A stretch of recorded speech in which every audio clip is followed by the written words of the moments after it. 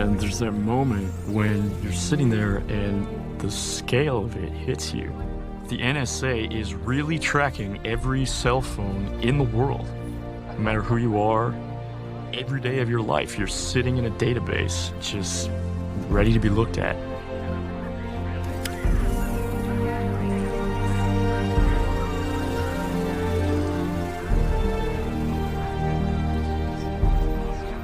Not just terrorists or countries or corporations, but you.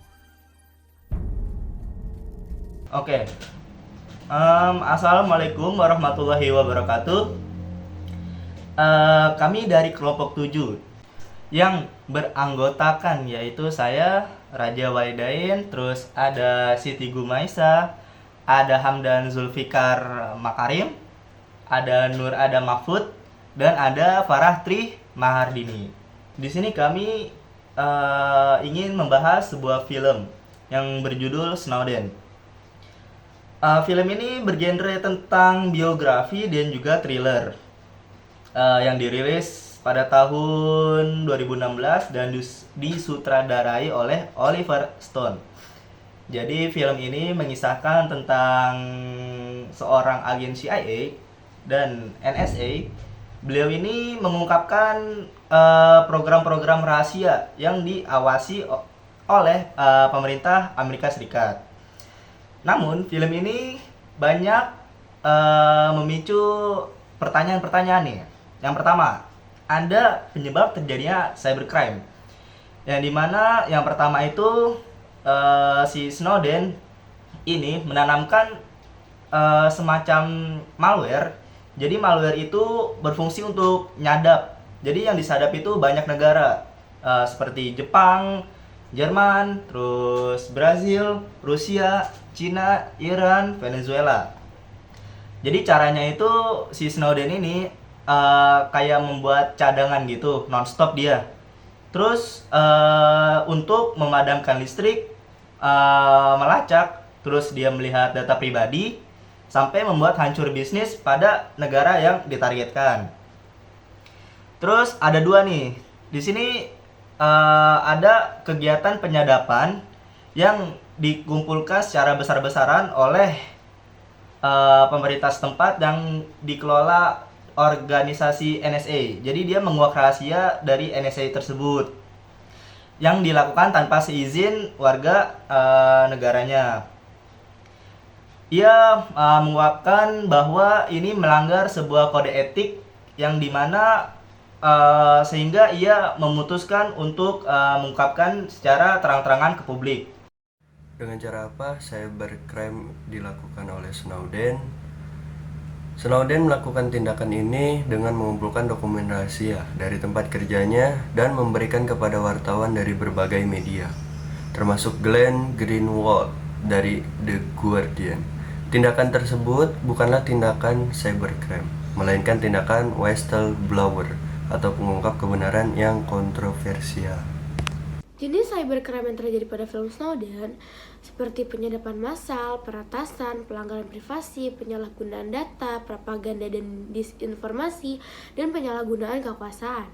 Di sepanjang film Snowden menunjukkan bagaimana NSA menggunakan program-program yang untuk memata-matai orang-orang tanpa pengawasan dan akuntabilitas. Bagaimana tanggapan masyarakat terhadap Edward Snowden dan golongan khusus terhadap Edward Snowden? Yang pertama yaitu pujian dan penghargaan. Yang kedua yaitu kritik dan kontroversial karena bertentangan. Yang ketiga perdebatan privasi versus keamanan. Yang keempat dampak global bagi seluruh dunia. Siapa saja yang terdampak dari cybercrime tersebut? Jadi pada film Snowden ini yang terdampak yang pertama itu warga Amerika Serikat. Warga Amerika Serikat menyadari komunikasi mereka bisa dipantau pemerintah tanpa sepengetahuan atau izin. Yang kedua yaitu warga negara asing. Warga negara asing privasinya juga terancam oleh praktik pengawasan massal. Selanjutnya yaitu pengungkapan Snowden mengguncang pemerintah Amerika Serikat, menyebabkan ketegangan antara kepentingan keamanan nasional dan hak individu. Yang terakhir yaitu media massa juga terdampak oleh pengungkapan Snowden, karena mereka bertanggung jawab atas menafsirkan informasi kepada publik. Cara pencegahan yang diambil dari film Snowden ini, pertama, Snowden menyarankan untuk menutup webcam laptop jika tidak digunakan lagi agar tidak diretas oleh pihak yang tidak berwenang, yang dapat memantau aktivitas secara langsung melalui webcam tersebut. Yang kedua, Edward Snowden ini menyarankan pada rekan jurnalis yang membantunya membocorkan informasi tentang kegiatan ilegal NSA atau pemerintah Amerika Serikat, jika mereka diretas oleh pihak pemerintah Amerika Serikat, langkah pertama yang harus diambil adalah segera menghapus atau menghancurkan semua data yang dimilikinya. Hal ini dimaksud untuk mencegah akses yang tidak sah atau ilegal terhadap informasi sensitif.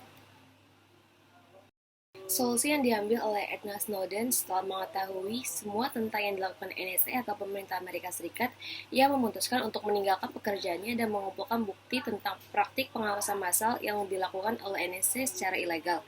Dia menyalin data penting ke dalam hard disk yang disembunyikan di dalam kubus Rubiknya. Kemudian ia merencanakan untuk bertemu dengan seorang jurnalis untuk membocorkan informasi tentang kegiatan ilegal NSA ini. Dia juga mengurangi jejak digitalnya dengan mengekskripsi pesan yang berisi informasi penting. Edward Snowden ini memutuskan untuk mengambil tindakan tersebut agar mengungkapkan kebenaran tentang praktik pengawasan massal yang dilakukan oleh pemerintah Amerika Serikat. Tindakan ini bertujuan untuk memberikan kesadaran kepada publik dan lebih berhati-hati lagi akan pentingnya privasi pribadi mereka. Berikut adalah penggunaan data yang diambil oleh para hacker atau cracker dalam film Snowden. Yang pertama yaitu data yang dikumpulkan oleh NSA dapat dijual kepada perusahaan swasta untuk tujuan komersil, untuk melacak pergerakan dan aktivitas individu, untuk memanipulasi opini publik dan mempengaruhi hasil pemilu. Juga dapat digunakan untuk spionase dan intelijen untuk memata-matai individu atau negara lain, untuk menegakkan hukum, untuk melacak penjahat, dan mencegah terorisme. Film Snowden juga dapat menunjukkan bagaimana para hacker atau cracker dapat menggunakan data yang mereka curi untuk berbagai kejahatan, seperti penipuan identitas, pencurian keuangan, dan pencurian data. Film ini juga menunjukkan bagaimana pemerintah dapat menggunakan data yang mereka kumpulkan untuk memata-matai rakyatnya dan membatasi kebebasan sipil.